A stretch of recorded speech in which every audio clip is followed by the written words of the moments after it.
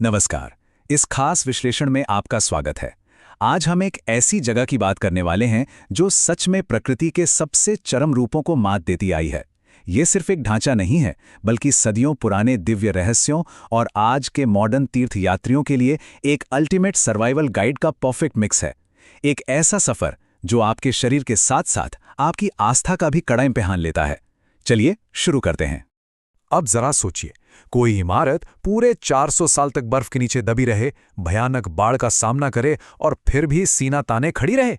ये कैसे मुमकिन है? प्रकृति का इतना भयंकर प्रकोप और दूसरी तरफ ये ईश्वरीय अजेयता, इन दोनों का जो टकराव है ना, वो सच में हैरान कर देने वाला है। ये कोई आम आर्किटेक्चर का कमाल नहीं है, बल्कि एक ऐसा अजूबा है जो सदियों से दुनिया को चौंकाता आ रहा है। समुद्र तल से 3583 मीटर ऊपर, जी हां, 3533 मीटर।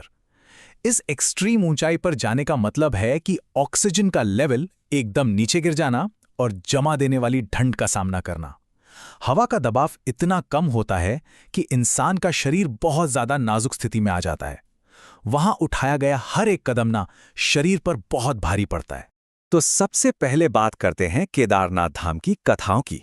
आखिर वो क्या चीज है जो हर साल लाखों लोगों को इस दुर्गम हिमालयी सफर के लिए खींच लाती है?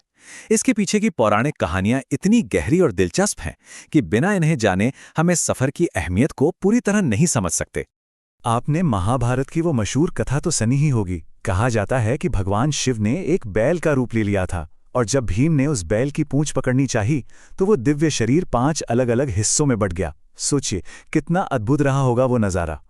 केदारनाथ में उस बैल का कुबड़ प्रकट हुआ, बाकी हिस्से जैसे भुजाएं तुंगनाथ में, मुख रुद्रनाथ में, नाभि मध्यम माहेश्वर में और जटाएं कल्पेश्वर में स्थापित हुईं। इन्हीं 5 पवित्र जगहों को मिलाकर हम पंच केदार कहते हैं।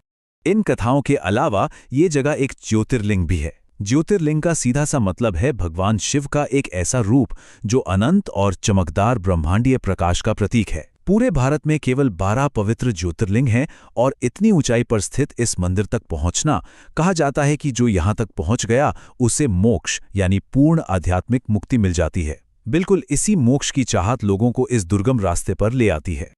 अब आते हैं चमत्कारों और रहस्यों पर। अगर हम कुछ पल के लिए पौराणिक कथाओं से हटकर सिर्फ इतिहास और विज्ञान की बात करें ना, तो इस पत्थर की इमारत का अब तक बचे रहना ही सारे तर्कों को फेल कर देता है। टाइमलाइन पर नजर डालें तो इस मंदिर का सफर सच में रोंगटे खड़े कर देने वाला है। महाभारत काल की जड़ों से लेकर 8वीं सदी में आदि शंकराचार्य जी द्वारा इसके पुनर्निर्माण तक की कहानी बहुत दिलचस्प है। लेकिन जो बात सबसे ज्यादा चौंकाती है वो ये कि 13वीं से 17वीं सदी के बीच एक लिटिल आइस एज यानी छोटा हिमयुग आया था। उस दौरान ये मंदिर पूरे 400 साल तक बर्फ के नीचे दबा रहा और फिर भी सुरक्षित रहा। और हाँ, एक ऐसी भविष्यवाणी भी है जिसके मुताबिक भविष्य में एक दिन ये तीर्थ पूरी तरह से लुप्त हो जाएगा। और 2013 की उस दिल दहला देने वाले बाढ़ को कौन भूल सकता है? उस भयानक जल प्रलय में लगभग 10,000 लोगों की जान चली गई थी, सब कुछ तबाह हो गया। लेकिन उस तबाही के बीच एक विशाल चट्टान कहीं से लुढ़कती हुई आई और मंदिर के ठीक पीछे आकर रहस्यमय तरीके से रुक गई। सच कह रहा हूं, उस चट्टान ने बाढ़ के उस खूंखार पानी को 2 हिस्सों में बांट दिया और 12 फुट मोटी दीवारों वाले इस पवित्र मंदिर को खरोच तक नहीं आने दी। ये चमत्कार नहीं तो और क्या है? चलिए इन चमत्कारों से निकलकर अब आज की हकीकत पर आते हैं, यानी 2026 के तीर्थयात्रा सीजन पर। जो लोग इस साल वहां जाने का मन बना रहे हैं, उनके लिए ये जानकारी बेहद काम की होने वाली है। तो नोट कर लीजिए, मंदिर के कपाट आधिकारिक तौर पर 22 अप्रैल 2026 को सुबह ठीक 8 बजे खुल रहे हैं। पर रुकिए, अब ये सफर पहले जैसा नहीं रहा, जहां बस बैग उठाया और चल दिए। सुरक्षा और भारी भीड़ को संभालने के लिए अब एक QR कोड वाला ई-पास और ऑनलाइन रजिस्ट्रेशन बिल्कुल जरूरी कर दिया गया है। बिना इसके यात्रा की परमिशन नहीं मिलेगी। अब जरा इस नंबर पर गौर कीजिए, 18। गौरीकुंड से शुरू होने वाली ये खड़ी और थका देने वाली चढ़ाई पूरे 18 किलोमीटर लंबी है।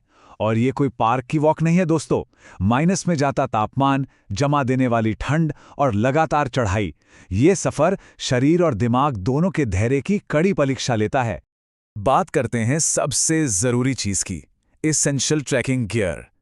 इतनी ऊंचाई पर हमारा शरीर बहुत ज्यादा सेंसिटिव हो जाता है, इसलिए आप अपने बैग में क्या रखते हैं ये सिर्फ आराम की बात नहीं है, ये सीधे सीधे आपके सर्वाइवल का मामला है। पहाड़ों पर कपड़ों को लेकर एक बहुत बड़ी गलती होती है। लोग जीन्स और सूती कपड़े पहन लेते हैं। असल में ये भीगने पर पत्थर जैसे भारी और बर्फीले हो जाते हैं, जिससे हाइपोथर्मिया का खतरा बहुत बढ़ जाता है। इसकी जगह ऊनी, फ्लीस, थर्मल्स और अच्छी क्वालिटी की विंड प्रूफ जैकेट पहननी चाहिए, जो अचानक मौसम बदलने पर आपको बचाए रखे। और हाँ, एक और ज़रूरी टिप, कभी भी बिल्कुल नए जूते पहनकर इस ट्रैक पर मत जाइएगा। हमेशा अपने पुराने आरामदायक और अच्छी ग्रिप वाले ट्रेकिंग जूते ही इस्तेमाल करें। और बारिश से बचने के लिए छाता ले जाने की गलती तो बिल्कुल मत कीजिएगा। सोचिए, तेज हवा चल रही है, आप पहाड़ी ढलान पर हैं और एक हाथ से छाता पकड़ रखा है। संतुलन बिगड़ना तय है। चढ़ाई पर आपके दोनों हाथ फ्री होने चाहिए। इसीलिए एक अच्छी क्वालिटी का पोंचो या पहनने वाला रेनकोट ही सबसे सुरक्षित और बेहतरीन ऑप्शन है। बैग के पैकिंग को लेकर ये नियम हमेशा याद रखें। बैग का वजन किसी भी हालत में 5 से 8 किलो से ज़्यादा नहीं होना चाहिए। वहाँ 1-1 ग्राम भारी लगता है। खाने में भारी या तले हुए स्नैक्स बिल्कुल न लें। उनकी जगह 1 लीटर पानी की बोतल और हाई एनर्जी देने वाले ड्राई फ्रूट साथ रखें। इसके अलावा एक 10,000 mAh का पावर बैंक, ज़रूरी डॉक्यूमेंट्स के लिए वाटरप्रूफ पाउच और ORS व पेन किलर वाली एक बेसिक मेडिकल किट साथ रखना बहुत ज़रूरी है। हल्का बैग आपकी थकान को आधा कर देगा। अब हम इस विश्लेषण के सबसे गंभीर और ज़रूरी हिस्से पर आते हैं, हाई एल्टीट्यूड हेल्थ एडवाइजरी, यानी ऊंचाई पर स्वास्थ्य सुरक्षा के नियम। ये नियम किसी भी अनहोनी को रोकने के लिए बहुत सोच समझकर बनाए गए हैं। उत्तराखंड स्वास्थ्य विभाग के जो आधिकारिक दस्तावेज हैं, वो साफ तौर पर चेतावनी देते हैं कि कैसे भयंकर यूवी रेडिएशन, हवा का कम दबाव और ऑक्सीजन की भारी कमी, ये सब मिलकर एक बहुत ही खतरनाक सिचुएशन बनाते हैं। ये वो खतरे हैं जिन्हें अक्सर लोग जोश जोश में पूरी तरह नज़रअंदाज कर देते हैं और फिर मुसीबत में पड़ जाते हैं। इसीलिए सरकार ने एक बहुत ही शानदार रूल ऑफ 3 यानी 3 का नियम बनाया है। पहला, प्लान करें। ऊंचाई वाले माहौल में ढलने के लिए कम से कम 7 दिन का समय दें। दूसरा, प्रिपेयर करें। अपनी फिटनेस सुधारने के लिए रोज 30 मिनट जरूर टहलें। और तीसरा, पैक करें, यानी अपने साथ पल्स ऑक्सीमीटर और थर्मामीटर जैसे बेसिक चेकअप गैजेट्स जरूर रखें ताकि आपकी कंडीशन मॉनिटर होती रहे। सरकारी गाइडलाइंस बिल्कुल स्पष्ट हैं। अगर आपको सीने में जरा सा भी दर्द हो, चक्कर आए, लगातार खांसी हो या त्वचा एकदम ठंडी पड़ने लगे, तो इसे बिल्कुल भी हल्के में ना लें। ऊंचाई पर छोटी सी दिक्कत कब बड़ी बन जाए पता नहीं चलता। ऐसे किसी भी लक्षण के दिखते ही बिना 1 सेकंड बर्बाद किए तुरंत नज़दीकी मेडिकल रिलीफ पोस्ट पर जाएं।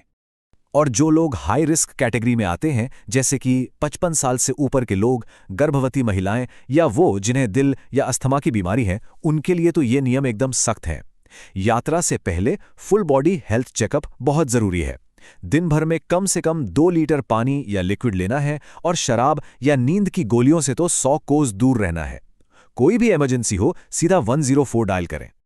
तो इस पूरी चर्चा के बाद एक बहुत ही गहरा सवाल जहन में आता है। अगर हम कुछ देर के लिए ईश्वरीय चमत्कारों और सुरक्षा को अलग रख दें, तो सोचने वाली बात है, क्या आध्यात्मिक मुक्ति या मोक्ष पाने की वो चाहत इतनी बड़ी है कि इंसान अपनी शारीरिक सहन शक्ति की आखिरी हद तक जाने को तैयार हो जाता है? क्या खुद को इस एक्सट्रीम खतरे में डालना ही अंतिम मोक्ष की असली कीमत है? ये सवाल सच में सोचने पर मजबूर कर देता है कि ये सफर सिर्फ पहाड़ों की चढ़ाई नहीं, बल्कि इंसान के जज्बे और उसकी आस्था की सबसे बड़ी परीक्षा है।